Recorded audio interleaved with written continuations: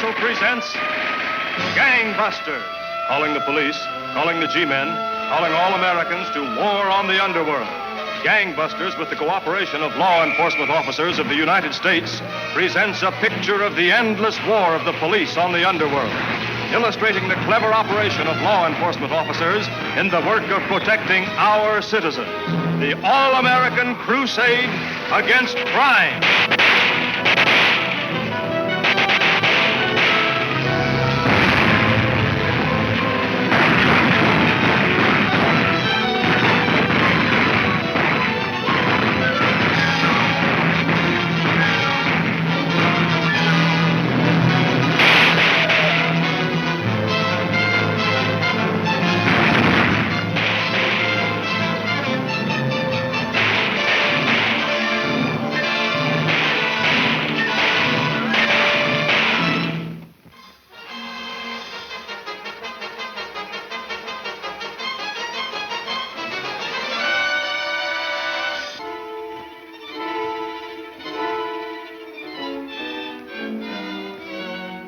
I'd say he's 30 years old, about my build, his black hair and blue eyes. Yeah, he got off here. I noticed him because he was kind of nervous-like. Where'd he go? Down the track. Hopped the northbound freight just as he pulled away from the water tank. How long ago was that? 9 minutes and 30 seconds. Thanks very much. I recollect exactly what time it was, because I said to the young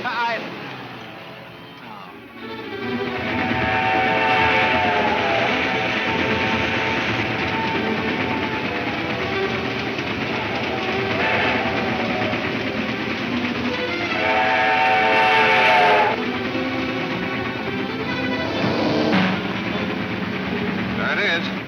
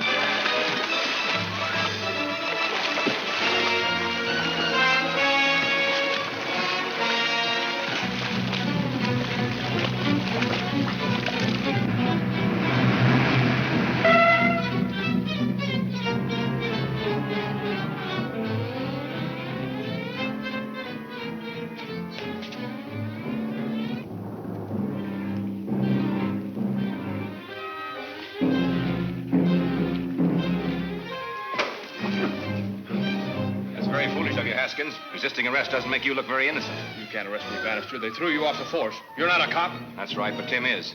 Here he comes now. Nice work, Bill. Come on, Haskins. Your troubles are just beginning.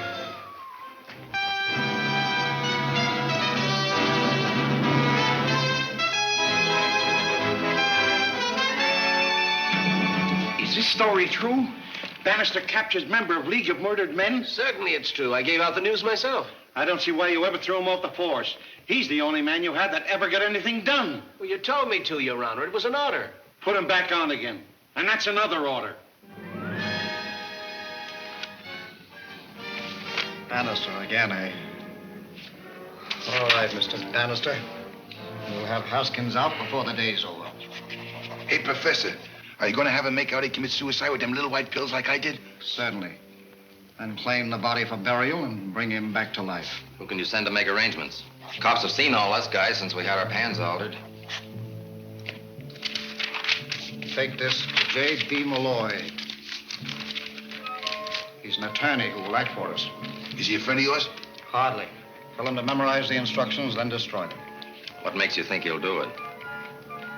I'm counting on you and Mr. Taboni to persuade him.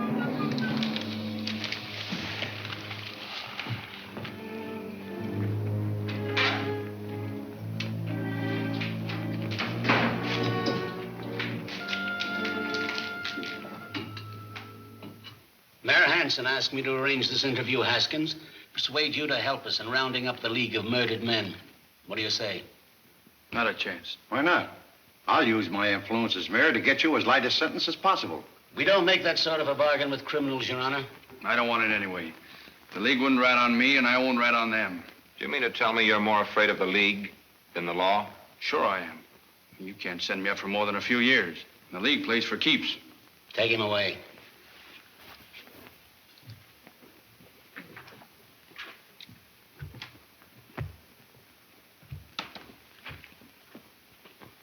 They just found this in Grubby's clothes, sewed in a coat lapel. Make anything of it, Bill? No. Know what's in it? No, they just found it. How about me taking it to the lab for analysis? Go ahead. Mind if they strip Haskins to the skin to see if he's got a duplicate? What makes you think he has one of them? He's psychic, Your Honor.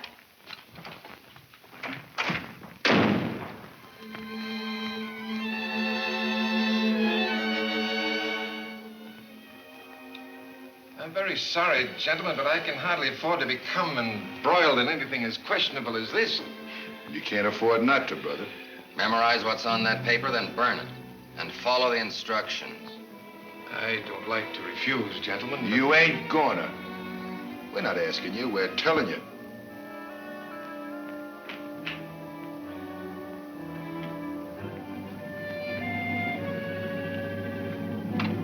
Yes, Mr. Malloy. Get Chief O'Brien for me at police headquarters. Yes, sir. That capsule contained a combination of the strongest soporifics known to medicine. Soporifics? You mean a sleeping powder? One that induces a sleep so deep that might easily be taken for death. Could a patient be revived from such a sleep? I think so, if given an antidote within a reasonable time. Why? Randall? I believe you've solved the riddle of those prison suicides that later turned up alive. You mean that's the League of Murdered Men? I don't get it. Well, they could have faked suicide by taking one of these capsules, and then could have been brought out of their sleep by the friends who claimed their bodies for burial. Bill, I think you've hit it. We searched Haskins and found this in the flap of one of his pockets. Similar to the one we found on Grub. Fill it with something harmless and put it back at his coat where you found it. What for? Because we don't want him to know we found it, and we don't want any more suicides. Attorney Malloy just phoned and said 2 men tried to hire him to visit Haskins and tell him to commit suicide at 5 o'clock. Then be on hand to claim the body. So his friends could bring him back to life as they did Taboni. I suppose so. I was pretty sure they'd try that. More mind reading, I suppose. Sure. Phone Malloy, will you, Chief? And tell him to pretend to do what they ask. What, and let them take Haskins away in a dead wagon? Sure. Then train him right to their headquarters. I get it. Is everybody crazy? Maybe I am, but I think I know who Professor Mortis is. Who? I'll tell you after I search the records on Clayton Maxton. Who's Clayton Maxton? Sounds like an automobile horn, but that can't be right. Will somebody please tell me what this is all about? Get me J.B. Malloy and fast.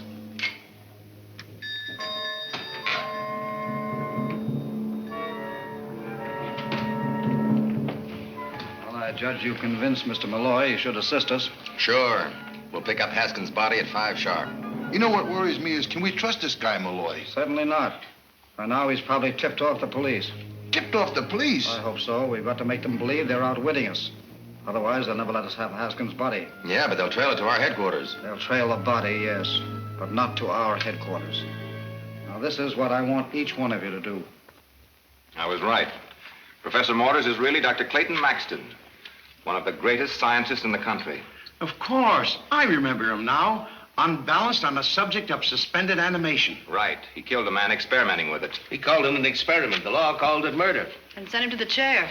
With the help of his lab assistant, he got one of those capsules and apparently committed suicide. He was taken away by this same assistant and brought back to life. Do you know who the assistant was? Haskins. Would you mind turning around while I phone some misinformation to the papers?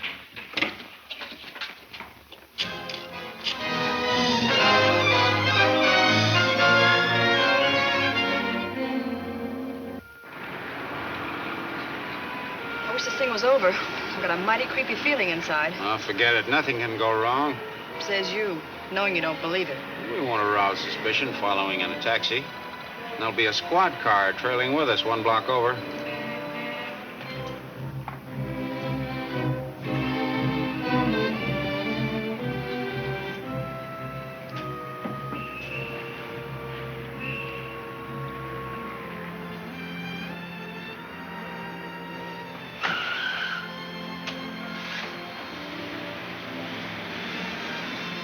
There it goes. All right, driver, follow that car.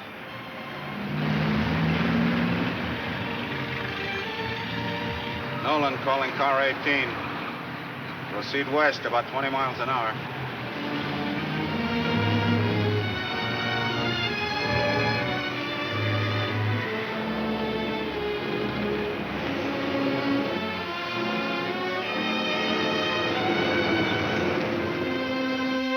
I get an awful guilty feeling about letting Bannister tackle this harebrained scheme. You ought to have, after getting me to fire him off the force.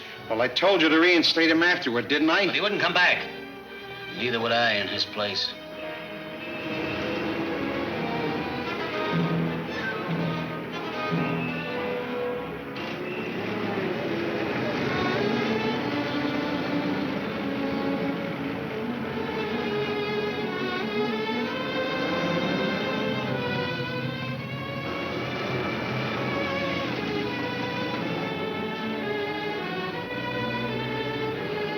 Worked like a charm. By the time they find out they're following the wrong car, Happy will be in the clear. Better trail along just in case.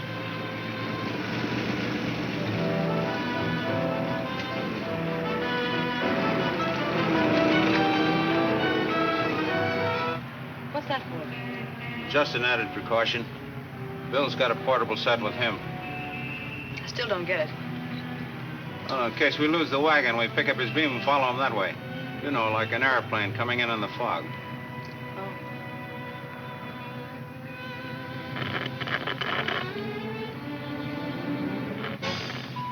There it is.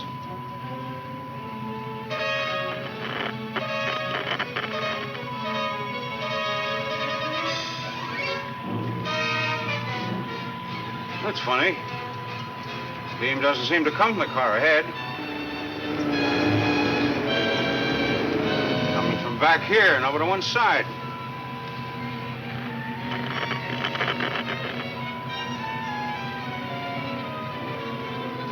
This thing is all wrong. The beam isn't coming from the car ahead. Maybe Bill isn't in it. It's gotta be. We haven't lost sight of him for a minute. But radios don't lie either. Yeah.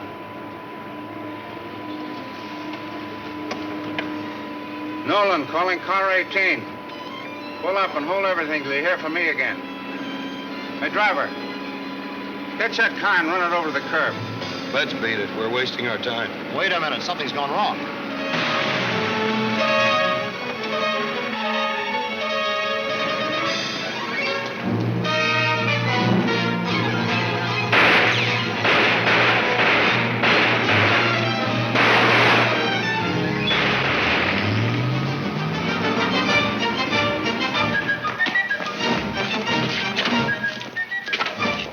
They switched wagons on us somehow. Bill's in the other one. Come on. Turn around, head back. Nolan, calling car 18. Something's gone haywire. Double back. I'll keep you advised, then step on it.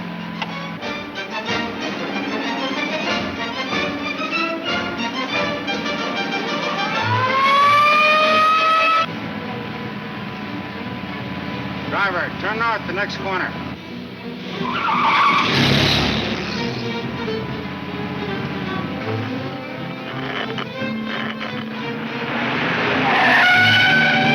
Nolan calling car 18. Turn north on Grand and continue till further advised.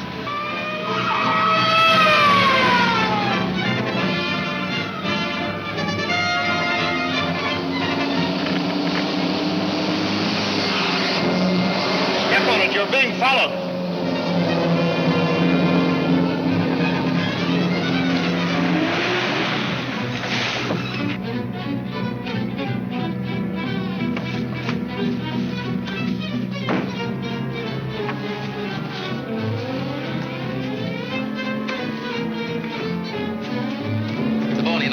pilot. Take this wagon up the road and ditch it.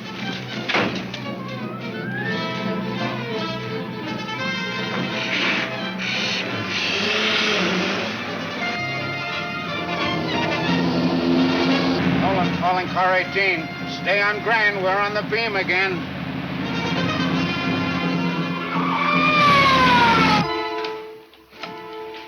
Right here, please.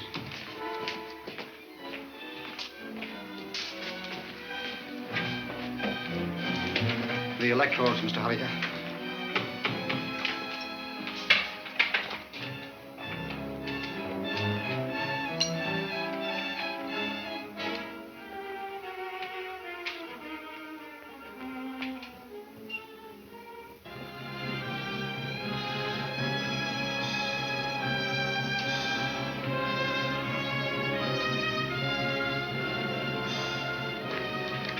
Bannister.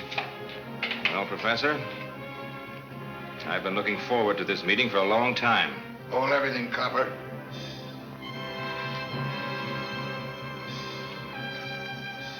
Your coming here enables me to do something I've been wanting to do for a long time, Mr. Bannister.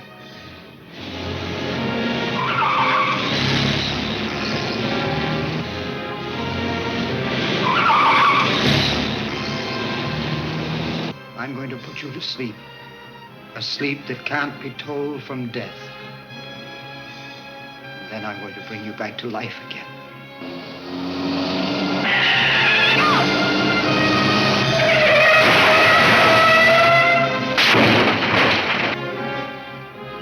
Come on, Copper, lie down. You asked for it.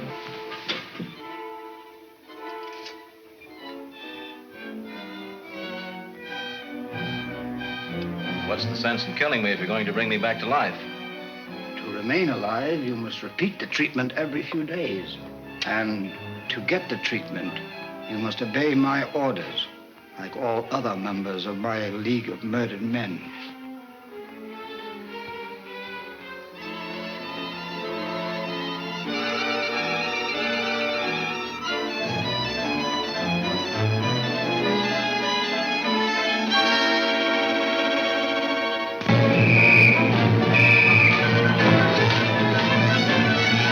See Law and Order, 13th and final chapter of Gangbusters at this theater next week.